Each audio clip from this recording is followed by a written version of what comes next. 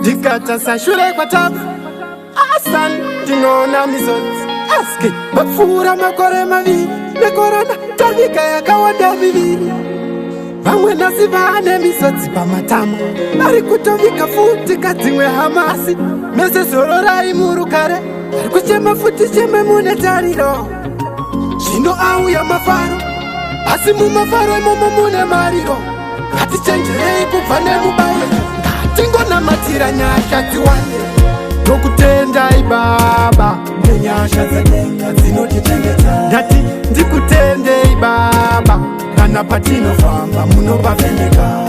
ndokutendai baba gore rapera tiri kufema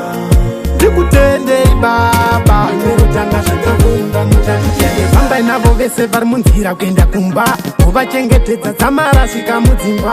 shetinoziva mumugwagwa mune njodzi hatichada zvakakwana tichina misodzi saka farai zvenyu mese isu kuunotatadza rakapera gore tichimhanya pamukwidza asi chinhu chimwe chete chinongondifadza mwari nenyasha dzavo vatichengetedza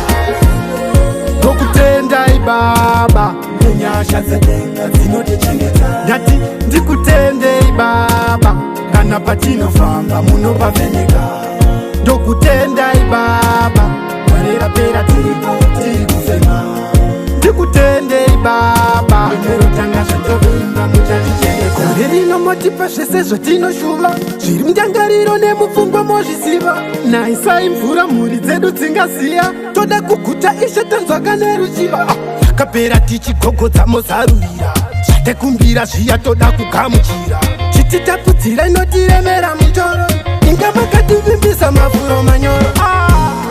ndokutendai baba nenyasha dzedenga dzinotichengeta ndati ndikutendei baba kana patinofamba munopavheneka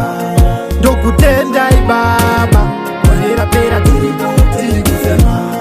ndikutendei baba nerutanga zvatokunda muchatichengeta fambai navo vese vari munzira kuenda kumba muvachengetedza dzamarasvika mudzimba shetinoziva mumugwagwa mune njodzi hatichada zvakakwana tichina misodzi saka farai zvenyu mese isu kuunotatadza rakapera gore tichimhanya pamukwidza asi chinhu chimwe chete chinongondifadza mwari nenyasha dzavo vatichengetedza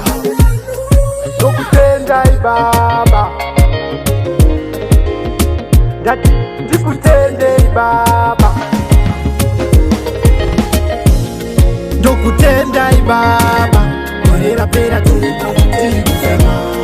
ndikutendei baba nerutanga zvenyu